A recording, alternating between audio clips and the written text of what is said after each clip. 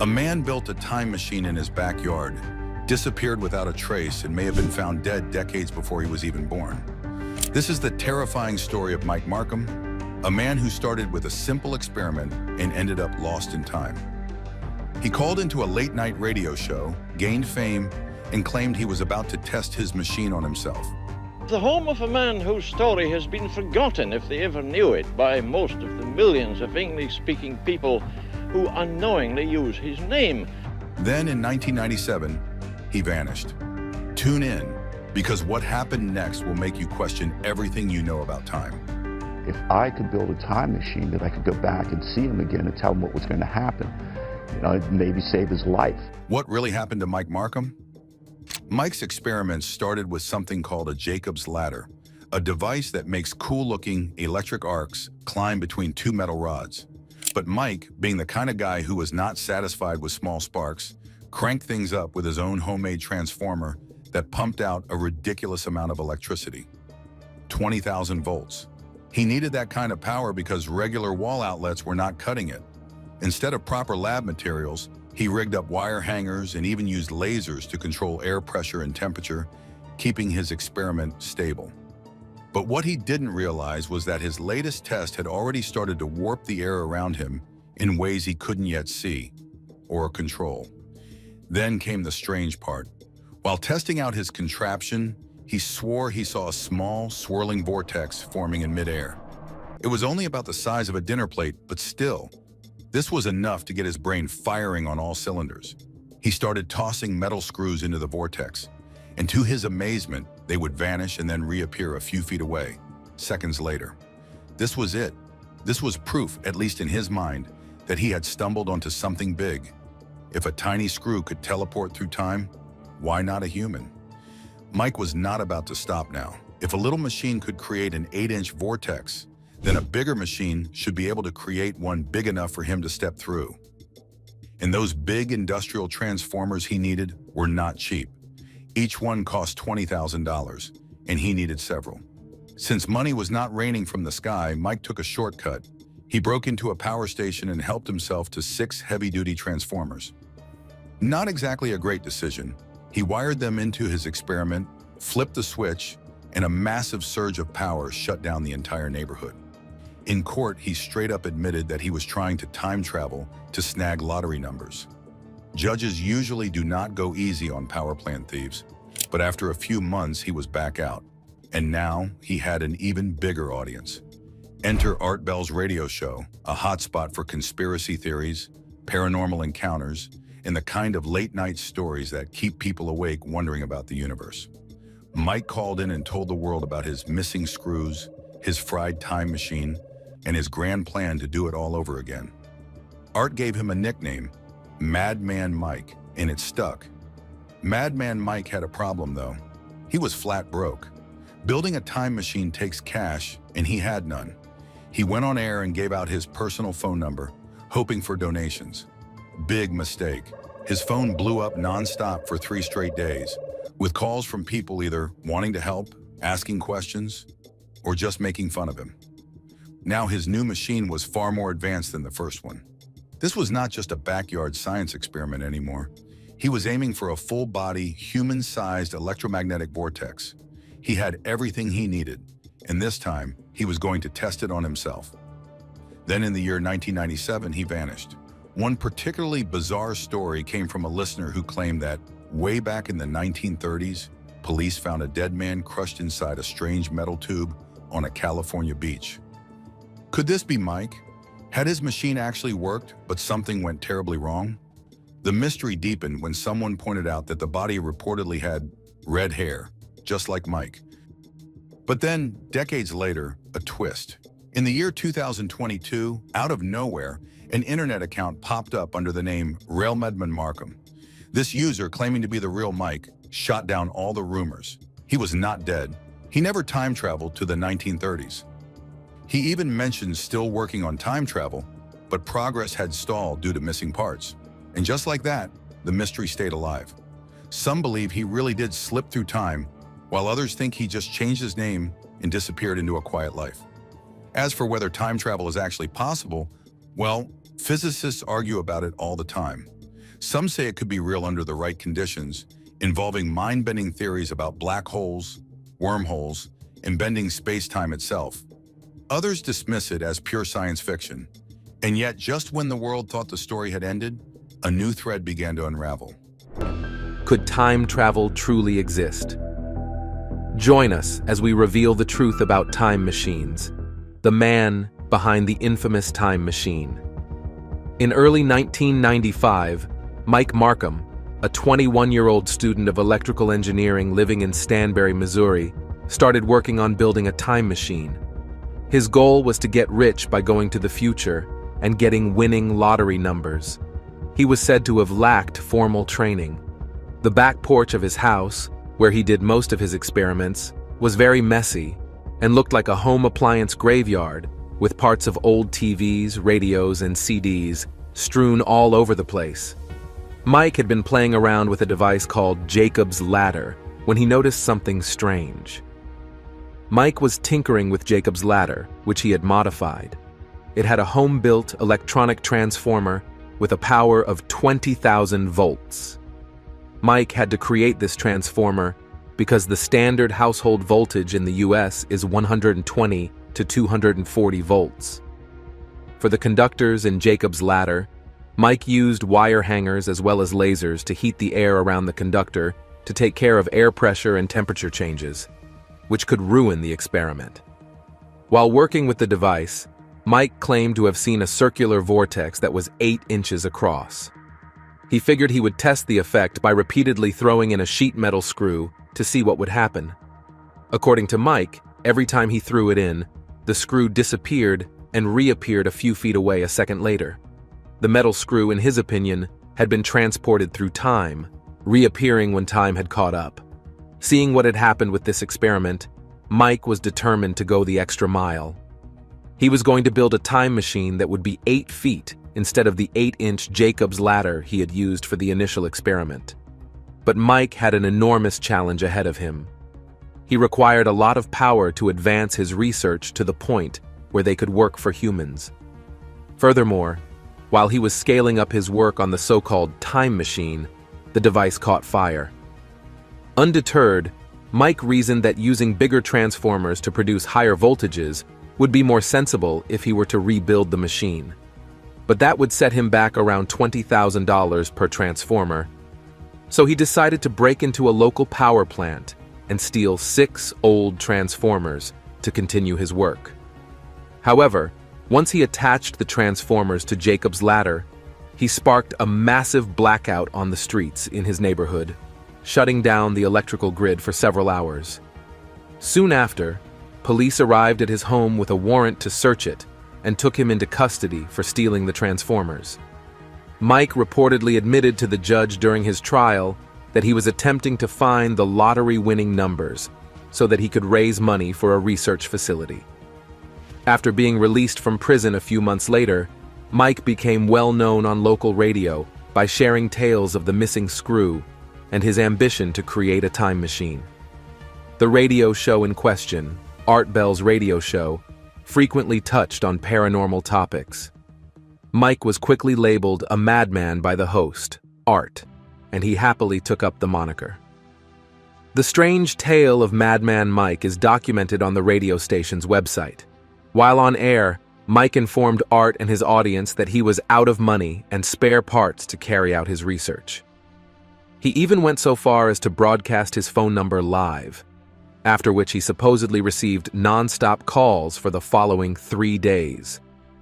His next time machine invention was more ambitious and powerful than the first, thanks to donations from his listeners.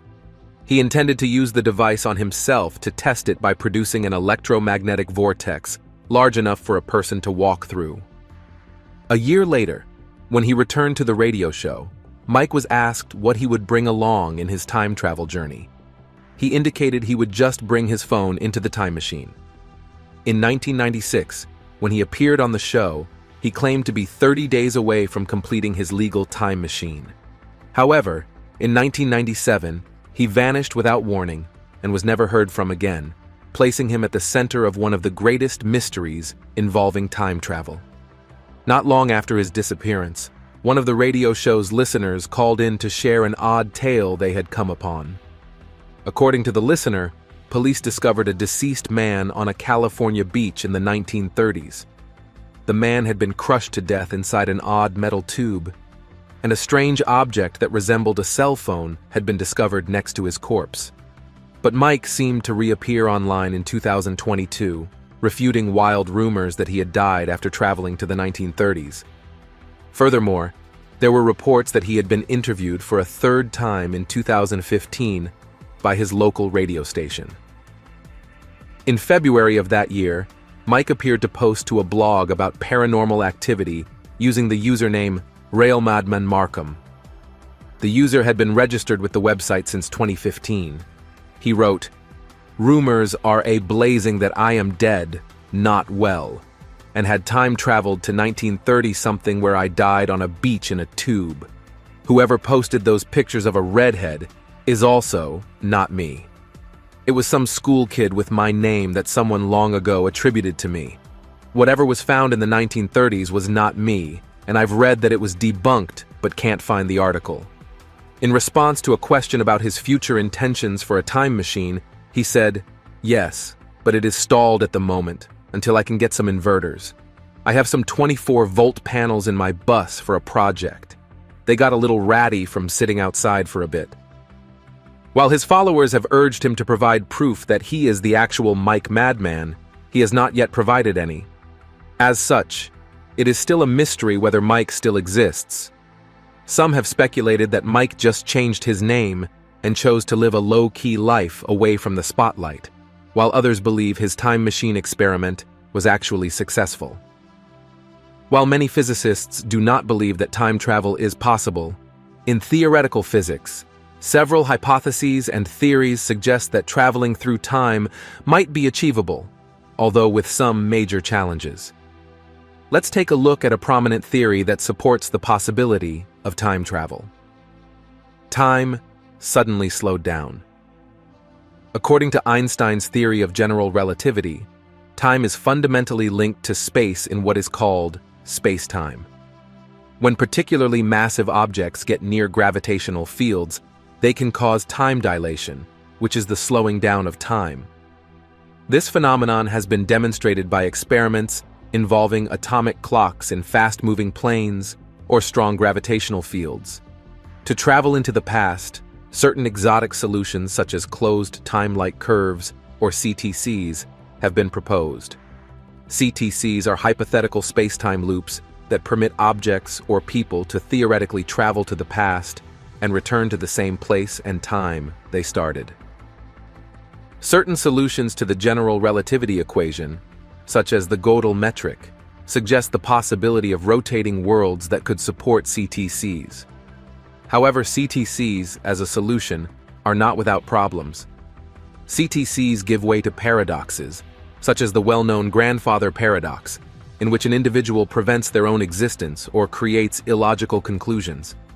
Solving such paradoxes requires careful examination of space-time consistency and causality.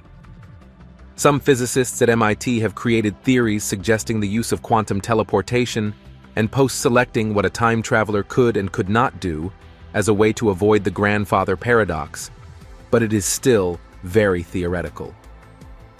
Quantum mechanics also presents another level of difficulty for time travel. A fundamental concept in quantum physics, the uncertainty principle, also known as Heisenberg's indeterminacy principle, suggests that there are innate limitations to the accuracy with which some pairs of properties, such as position and momentum, may be simultaneously known or measured. However, certain interpretations of quantum mechanics suggest that there are alternate timelines or parallel universes where every potential outcome of a quantum event takes place. There are more scientific hypotheses than ever that lend credence to the possibility of other universes existing in parallel to our own. Still, among the most controversial scientific theories is the multiverse theory. The size of the cosmos in which we live is incredible. Galaxies, with billions or trillions of stars within, whirl around in space in hundreds of billions, if not trillions. According to some scientists examining models of the universe, the universe may be 7 billion light-years big in circumference.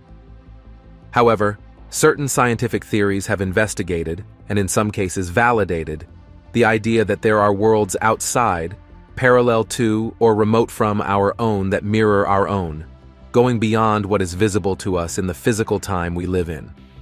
Arguments about multiverses and parallel universes are frequently discussed with other important scientific theories, like string theory and the Big Bang theory. It is, however, important to note that these concepts do not support the idea of traveling between these different worlds, as that is largely seen as an impossibility. But even if we could travel between these worlds, would that even be considered time travel? Even with these fascinating theories, there have been several other obstacles in the way of time travel. For example, the energy requirements for time travel pose significant challenges because current technology is not at the necessary level, particularly for traveling through CTCs and exotic matter. While time travel to the past requires the use of wormholes, time travel to the future would require traveling at the speed of light.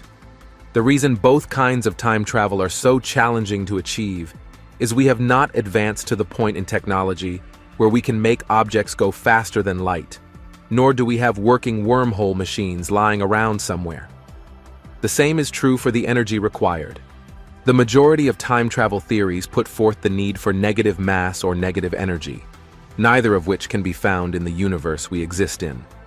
Furthermore, although some physicists have theorized a time machine free of negative matter, that machine also needed more energy than the universe could hold. There is also the problem of dark energy and dark matter. The existence and stability of these dark matters are called into question by their theoretical requirement. Furthermore, the idea of quantum gravity is largely theoretical due to an absence of supporting data and our very limited understanding. When it comes to time travel, we are constantly dealing with concepts and energy that we cannot even understand, not to mention use. Time-traveling ideas are far more complex than we currently understand. As such, time travel, even as a scientific consideration, is more or less speculative than practical. There is simply more to time travel than just hopping in a time machine and punching in the destination's date. Despite the lack of undeniable scientific proof that time travel is possible, there have been notable stories where people claimed to have accidentally traveled to a time different from theirs, like in the mysterious case of Sir Victor Goddard, who accidentally traveled to the future. Who is Sir Victor Goddard? Air Marshal Sir Robert Victor Goddard accidentally traveled 4 years into the future. While still serving as a wing commander in 1935, Sir Goddard was given the task of examining an abandoned airbase in Drem, Scotland, which was close to Edinburgh. Sir Goddard observed this base while flying above it and saw that it was in disrepair and that cattle were grazing on wild grass growing through the cracks of the tarmac. It was clear to him that the airbase was completely deserted and in a terrible condition from neglect. While flying his biplane later on, Sir Goddard encountered a strange storm. Strong winds and storm clouds with a bizarre brownish-yellow hue overtook his aircraft. This made him lose control of his plane, and it began to spiral into a fall. However, he managed to gain control of the plane, and he flew out of the storm into brilliant sunlight. What had previously been a horrible stormy day suddenly turned into a still and beautiful bright day. And if that wasn't weird enough, he also observed that the airbase, which he had previously inspected, was now in excellent condition and was even in operation. He saw some mechanics in blue coveralls working on yellow planes parked on the runway. The strange thing was that the aircraft were different from those the Air Force had in 1935. Interestingly enough, Sir Goddard failed to even identify one of the planes. It was completely beyond his understanding how any renovation work could have been completed in such a short amount of time. Moreover, these mechanics were not even wearing the standard khaki uniforms that mechanics wore in 1935. It also didn't make sense that the planes were yellow because the Air Force painted all their planes in silver. Sir Goddard must have made every effort to explain away the unusual experience, But when he returned to Drem 4 years later, amid a European war, he was in for the shock of his life. At the airbase he had inspected 4 years ago, he saw exactly what he had seen 4 years earlier. He saw the same mechanics in blue coveralls working on the same yellow planes. He even found the plane he had not been able to recognize before, the Miles Magister. Many skeptics have said that Sir Goddard must have gotten confused. They believe he had simply landed somewhere else in 1935, not the abandoned airbase in Drem. But that does not explain away the many details of his incredible story. The Miles Magister, for example, had its first flight in 1937, 2 years after Sir Goddard had seen it on the runway in Drem. The colors of the mechanic uniforms and the planes were not in use until years later, the strange storm that suddenly went away and revealed a bright, sunny day. All these points to a supernatural experience that cannot simply be explained away. Sir Goddard was not the only person to have claimed to accidentally travel in time. Another instance happened when 3 people claimed to have seen a time traveler from the past. Time traveler on Highway 167 spotted. In 1988, Strange Magazine 2 published an article by Ken Moe titled Time Traveler. According to the short narrative, on October 20th, 1969, a man whom the writer called LC and his business partner Charlie was driving along Highway 167 towards the oil center city of Lafayette, Louisiana. They were driving in from Abbeville, Louisiana, where they had had lunch. The time was 1:30 p.m., and it was a beautiful day with a clear blue sky and a cool 60 degrees. As such, they had the windows down and were in cruising mode. As they were driving down the free highway, they noticed a slowly approaching vehicle. They perhaps thought nothing of it until it got close to them, and they noticed the car. It was a strange car.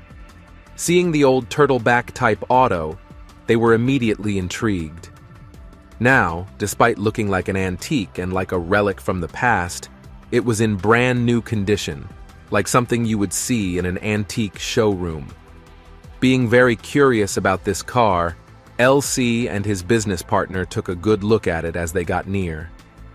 They noticed it had a distinct-looking large orange license plate with the year 1940. They immediately figured that this kind of antique car could not possibly be legally allowed on the road, except perhaps for ceremonial purposes. LC decided to take a good look at the driver of this vehicle, and was surprised to see that she was a young lady in a really strange attire. She had on a vintage 1940s dress, complete with a hat adorned with colored feathers and a fur coat that looked so out of place in 1969. A small child in a large heavy coat and cap stood on the passenger's seat. Because of the way the child was dressed, it was hard to tell what gender the child was. Beyond the fact that such a style of clothing was completely out of fashion in 1969, what was also strange was that they were wearing such heavy clothes in such cool weather. It did not also make sense that the lady had her windows rolled up when she could have been enjoying the breeze. Pulling up to the car, Elsie and Charlie were alarmed at the animated expression of terror and panic on the lady's face. She looked completely distressed and was looking back and forth as if she was lost or in dire need of assistance. Elsie called out to ask if she needed help, to which she nodded yes. She seemed to be studying Elsie's car with a confused look on her face. You see, older cars from the 40s sat higher than the cars of the 60s, like the one Elsie was driving, so the woman had to look down at them. For some reason, perhaps because she had her windows rolled up, the woman seemed to be struggling to hear Elsie and Charlie. At some point, Elsie gestured for her to park at the side of the road, and after repeated gesturing, she seemed to understand. To their shock and surprise, when they halted at the side and turned to see her, there was no sign of her. Now, Highway 167 is an open road with nowhere to hide a car, so it was quite surprising that there was no sign of her and her car. She had vanished into thin air. Meanwhile, a vehicle that had been behind the antique car parked in front of them. The driver of the car hurriedly came to their vehicle to ask what had happened to the car in front of him. He was so confused that he thought an accident had occurred between LC's car and the antic car. The three men exchanged stories of what they had just witnessed. The third man, an out-of-towner, wanted them to go to the police because he believed it was a missing persons case. But LC and his friend refused because they did not know where the lady and the child had gone. The three exchanged numbers and addresses, and for years they kept in touch to confirm that what they had seen was not a figment of their imagination. What remains unexplainable is whether the lady and her child were time travelers from 1940 or were forever stuck in limbo, appearing in different timelines but never going back to their own. While LC, his business partner, and the out-of-towner witnessed a time traveler from the past, these two newsmen witnessed a news story 11 years before it even happened. Watching viral news 11 years back in time, in the Little Giant Book of Eerie Thrills and Unspeakable Chills, authors Ron Edwards, C.B. Colby, and John Macklin document the strange tale of two men who witnessed an event 11 years before it actually happened. In 1932, reporter J. Bernard Hutton and photographer Joachim Brandt were out covering the Hamburg shipyard in Germany for a feature story they were working on. Just as Hutton and Brandt were about to leave the building after finishing their mission, they heard the sound of aircraft engines and looked up to find a sky full of fighter planes. The anti-aircraft batteries had come into action as bombs were being dropped and detonated. In a flash, the area had turned into a full-blown war zone. There was mayhem and death everywhere. Things were exploding everywhere, and buildings were crumbling on impact. Before running outside to try to save their lives, Hutton had asked a security guard if there was anything they could do to help, but was told to leave the area immediately. Afraid for their lives and unsure of what was happening, the two drove towards Hamburg. But as they got into Hamburg, they noticed that things had changed. The sky had cleared up and everything was back to normal. Gone was the chaos and the violence. The buildings were fine, and no one seemed to be panicking. It was almost as if they had not just been running from massive airstrikes. When Hutton and Brandt looked behind towards the shipyard, they couldn't spot anything out of place. There was no damage, no smoke coming from the buildings, not even a wisp. As expected, the newspaper office did not believe the two men's tale, and who can blame them? Brandt, who had quickly shown the photos he had been taking during the attack, must have been shocked to see that everything appeared normal in them. The shipyard appeared brand new. Their co-workers dismissed their wild tale of woe, thinking that they had to have stopped for a drink and had one too many. To them, the men's perception had been distorted by the alcohol. Afterward, shortly before the start of World War II, Bernard Hutton relocated to London. In 1943, what he read in a newspaper one morning left him in utter shock. He must have thought someone was playing a horrible prank on him. The details of a story he was reading about a Roy Air Force Squadron's successful raid on a Hamburg shipyard struck him as strange and uncanny. It was an exact recreation of what he and Brandt had witnessed 11 years back. While we have been touching on stories of people who happened to travel through time or witness time travel without doing anything about it, this particular man was determined to make it big from his experience of time travel. The time-traveling con man. On January 28, 2003, a man known as Andrew Carlson was arrested by the Federal Bureau of Investigation, FBI, on suspicion of insider trading. You see, in a period of just 2 weeks in the stock market, Andrew was able to go from having just $800 to a whopping $350 million. He was said to have made a total of 126 high-risk trades without losing a single penny.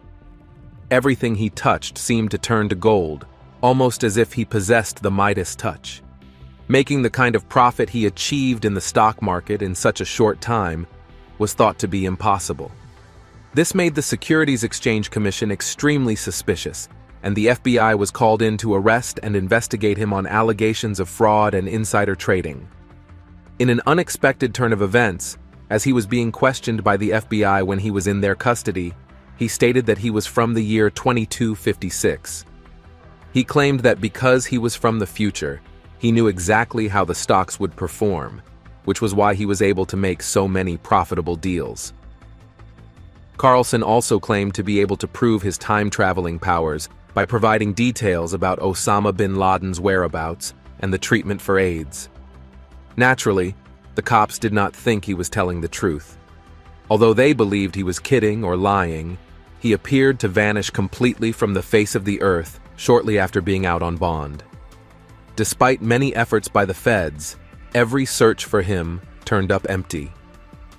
It is interesting to note that Carlson wasn't an overnight sensation, but bizarrely, his story starts with his unexpected appearance in the early 2000s. Before then, there were no records indicating he was ever alive, no birth certificate, school records, medical records, driving license, nothing. Many have claimed that Andrew Carlson could not have been a time traveler because he was not able to convince the feds of that fact while he was under their custody. Some have said he was merely a very good scam artist who was able to evade the government and anyone looking for him. But here's an interesting fact. It is said that he correctly predicted the exact date of the US invasion of Iraq. Thanks for watching these interesting accounts of time travelers. If you enjoyed this video, please like and subscribe for more interesting videos.